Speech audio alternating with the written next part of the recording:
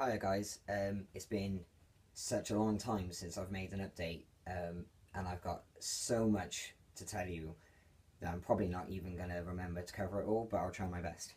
So, since I've last spoken to you guys on YouTube, I've had my pre-op assessment for my lower surgery.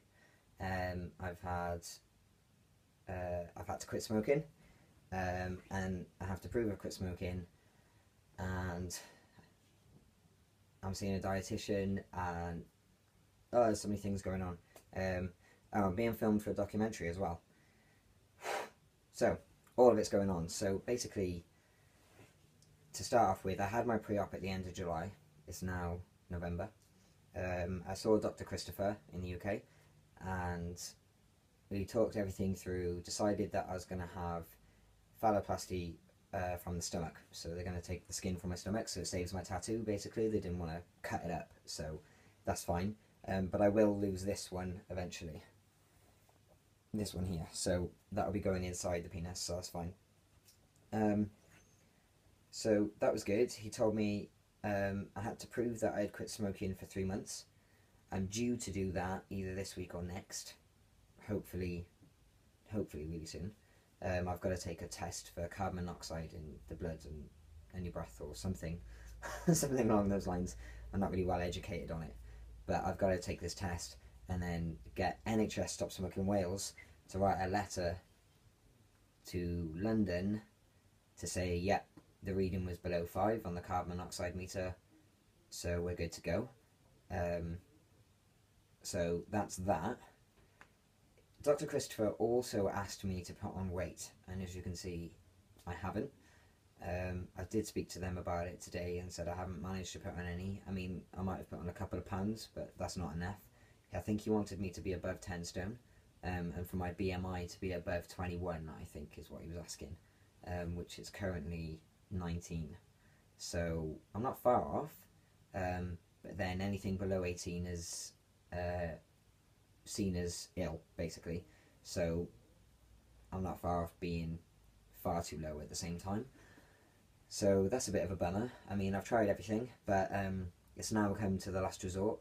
I've seen my doctor. I have been diagnosed with an eating disorder, and I'm seeing a dietitian soon. I actually went to the hospital today and discussed my issues with eating and stuff like that with a doctor, and he's recommending me to, he's referring me to a company, a charity called Shed, who help people like me get back on track with their eating and start eating healthy and a balanced diet again. So that'd be really good. So I'm really looking forward to that, because, you know, my problem is strange. I'm not I mean, they say it's not the first time they've heard a case like mine. It won't be the last. But for me, I've never met anyone with an eating disorder like me. I want to eat. Don't get me wrong. I'm starving all the time, but I just can't. So yeah, hopefully, I can get it sorted and fixed, and everything will be daisies after Christmas. I really hope. But on the grand scale of things, I'm still hoping to have surgery early next year, the first stage anyway. I'll be having 4 operations, which go across 2 years. So yeah, it's a long time. It's a long, time for all of this to take. But in the big picture, I've been transitioning 10 years already, so it's really such a small final step. I mean, it's only a fifth of the time I've been waiting for all of this so far. So yeah, that's really positive news. And obviously, yes, I successfully managed to quit smoking as well, which I obviously go on and on about in my videos. So yeah, I'm not going to lie, I had a couple of hiccups, but then as I'm joined to NHS Stop Smoking Wales, and the smoking advisor basically said it's expected, so that's fine. I admit I had hiccups, but we're good. It's all good. So yeah, hopefully I can get my surgery booked in for early next year. I've got to go back up to London for another pre-op because it's been so long since my first one, so I need to do that again. So I'm not sure if that's going to be on this side of the Christmas or after. The thing is, with all of this, you never really seem to get any straight answers from anybody, because whenever you say, oh, you want to book me in for an appointment, oh cool, when? And I'm not asking for when the appointment will be because I know there's time, but you know, there's bound to be some sort of diary they can look at and say, well, we can't fit you in till April next year. Fine, but at least I know. But they can't even give me that answer. When I said to them, well, when can you look to give me an appointment? They just say, oh, well, we don't know. And I'm like, okay. So it's hard, and I get impatient, but we just gotta sort of like bear with and you know, stay strong and stuff like that. So that's my advice to anyone out there who's going through this with me now, or if you've got it up and coming.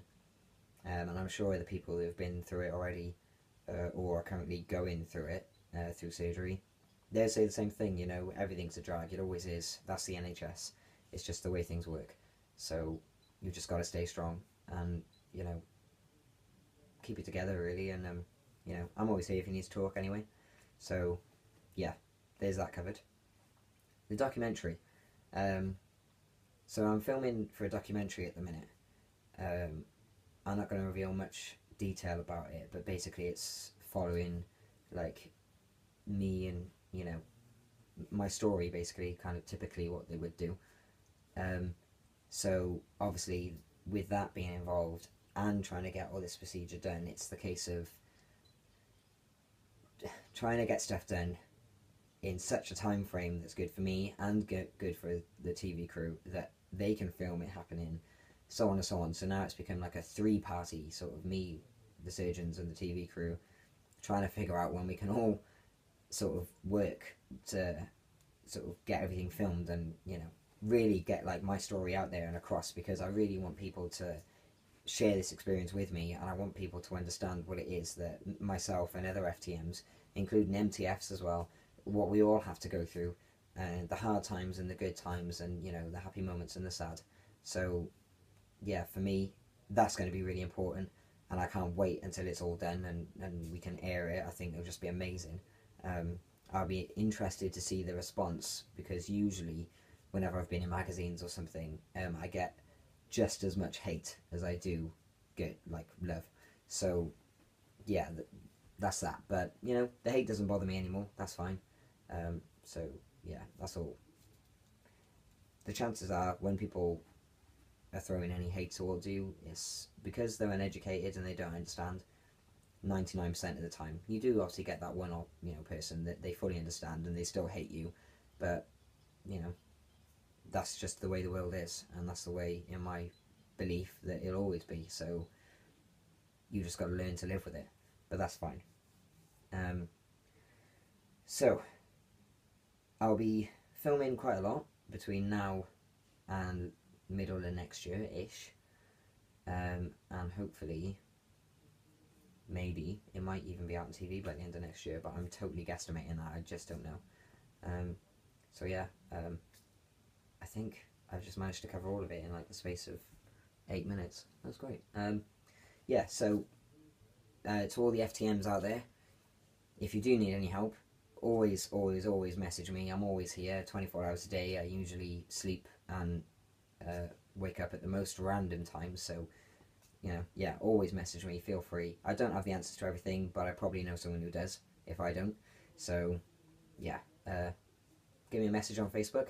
My name is Billy J, so BILLY hyphen J, and then Newington, NEWINGTON. And if you're watching this on Facebook, then thanks for being my friend already.